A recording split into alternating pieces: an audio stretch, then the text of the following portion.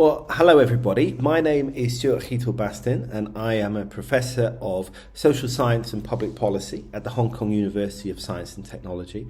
I'm sorry I can't be with you live right now. I'm on the other side of the world at the moment, but I'm delighted to have been asked by ESCAP to produce a short video, which really is kind of impossible in the sense that it's trying to cover all of the trends or megatrends which have occurred over the last 20 years in relation to how we will review and rethink MIPAA going forward.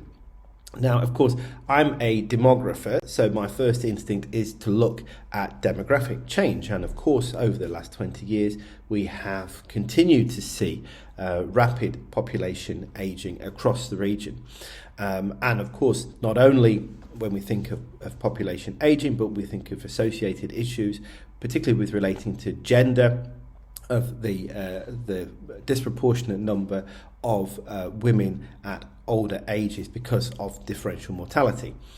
And of course, while this is something we see across the region, we see this in the familiar faces, whether or not this is in Japan or in places like South Korea or Singapore, which we know have had low fertility rates and rapid aging for quite some time, but then also kind of newer places such as Thailand, such as Vietnam, such as the People's Republic of China, all of which I think maybe 20 years ago we were not considering to be at the kind of the top of the agenda when it comes to population aging, but really now very much a very important domestic policy issue.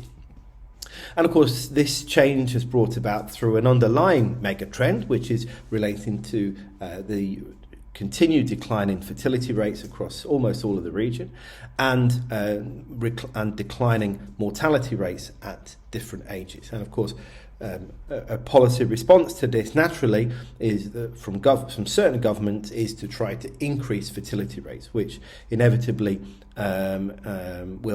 could bring about a deleterious effect on reproductive rights. Now, of course, this is very much linked to a second mega trend, which relating to the population, which is in terms of human capital transformation. And this is really what Wolfgang Lutz refers to as demographic metabolism, which is that the population has got older and population growth has slowed, maybe even we see negative growth, but the population has also become more highly educated and healthier and possibly wealthier as well. And of course, across the region, we do indeed see this drastic change in educational attainment.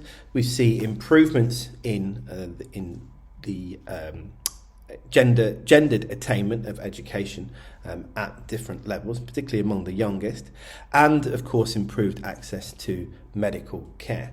However, we also have to be realistic to say that this is really not a universal change either across the region or for all people in the population. Access to quality and affordable health is very much an issue across the region. Much of this is related to social protection. Gender inequalities are still rampant across the region in all aspects of human capital, particularly relating to health in later life. And also, of course, we see new health challenges, the development, the ongoing growth of chronic disease, dementia, Alzheimer's, and of course, again, this strong gendered inequality in health in all ages. Now, of course, population isn't the only thing that has changed. We can look and to see many different areas of change, all of which impact upon both older persons, but also on the life cycle of aging in terms of younger persons, the middle-aged and so on, and will affect this kind of life cycle process of aging. So whether or not this is in terms of the continued changes in family size and structure, so there's not just fertility rates, but issues of co-residence and changes in care roles, about the digital economy and society in terms of fintech, online learning and AI. Climate change and urbanisation, of course, were on the agenda 20 years ago, but their impact, let's say, is being ever more keenly felt over the last 20 years. And then, of course, issues relating to work and the transformation of works, whether it's the ongoing presence of very high numbers of people working in the informal sector across the region in different places, and the development of the gig economy. All of these, of course, are related in various different ways to social protection, to health insurance, to tax receipts, to governance issues, and so really showing how they're all kind of linked together, but showing the possible limitations in what governments can actually achieve under these labour market circumstances. And then, of course, it's inevitable that we have to mention COVID, not as a megatrend necessarily, but just as, I think, something which in some ways highlighted the inequalities that already exist in society, and then showed how those inequalities then kind of compound each other to give very different experiences for different groups of people in the COVID time. So how do these map on to the themes that we are covering in this workshop today relating to older persons and development? Well, we think of active participation, work in the ageing labour force. Now, of course, for all of these themes that I'll talk about, we can all think of positive examples which have occurred. And of course, there is enormous potential to come about through human capital improvements relating to work in the ageing labour force. But we have to be realistic again and say that there's a lot of work to do. Many older persons are still locked out of decision-making processes. Informal labour market and a lack of income protection means that older age is often associated with working not necessarily by choice.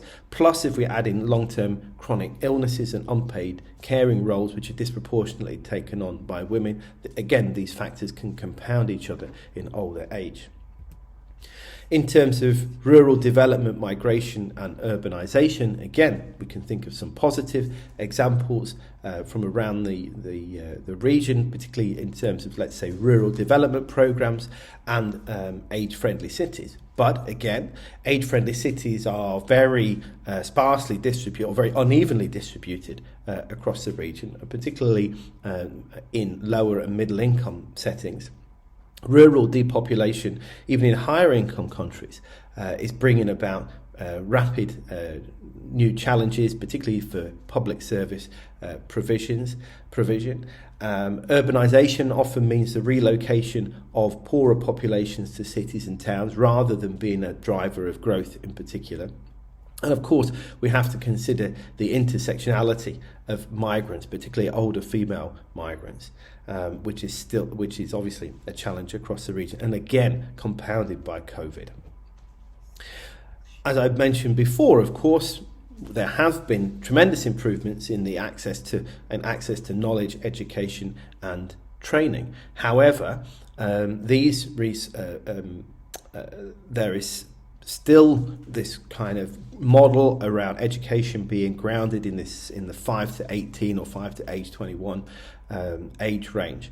Lifelong learning, of course, programs have existed, but these are not being taken up across the region and the scale that they may have been. And part of this would relate back to the digital divide, and particularly the digital divide among older populations. So, of course, now it's easier than ever to have online learning, distance learning, but if the technology and both in terms of the equipment and the understanding of these technology is not properly developed among older persons, then inevitably they will be left behind.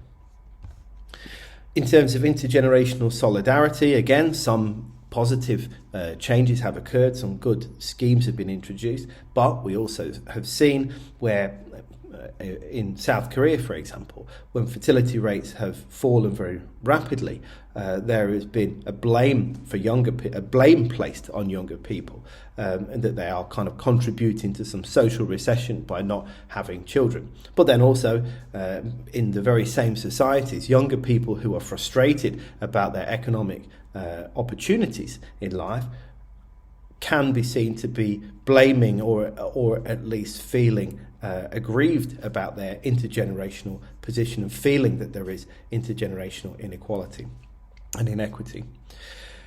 In terms of eradication of poverty, well, you don't need me to say the poverty rates across the region are still too high among all age groups, and particularly among older persons. And of course, a major part of this is relating to the inadequate levels of income security and social protection, and in many cases that being rolled back across the region. And then finally, we think of emergency situations, and again, some improvements in terms of disaster resilience plans. But COVID, again, just to re-emphasise, has shown how marginalisation and these inequalities can compound each other over time. And it is inevitable, I think, that climate change will continue to put great pressure on different communities and make these emergency situations much harder to deal with. So what to do about this, and again, this is very strictly my own opinion. There's no doubt in my mind that MIPAA is a tremendous guide and framework, but at the same time, a lot has happened over the last 20 years, particularly when we think of what may happen over the next 20 years. So there's a clear need for MIPAA to be updated to reflect these contemporary challenges. But I do feel that we need to be a little bit clearer about what MIPAA actually is meant to do and who is it for. Is it about ageing as a life cycle? Is it about solely a focus on older persons? Is it about the process of active aging and so on? And of course, it is all of these things. But is that necessarily the right approach to this? Do we run the risk that we're actually just creating a plan of action for everything and everyone? And that then makes me, and if that's the case, then that's fine. Then it becomes like this giant a la carte menu that different organisations and stakeholders can choose which parts they would like to emphasise. But can we do more than that, particularly in our region? Can we have a regional or thematic focus? And of course, that means that I think there's a clear need for priority setting, and that's why it's so important that we're having this review process now, which is linked to the progress made, and therefore a need for an action-oriented set of recommendations and an action plan. And I, with colleagues in UNFPA, we've been working on a priority setting screening tool, and I understand that member states will be discussing such an action-oriented outcome document at the Asia Pacific Intergovernmental Meeting, which will be organised by ESCAP and its regional partners at the end of June and the beginning of July. So anyway, those are my thoughts, and I hope they made some sense, and I wish you a very good day today at the workshop. Thank you very much.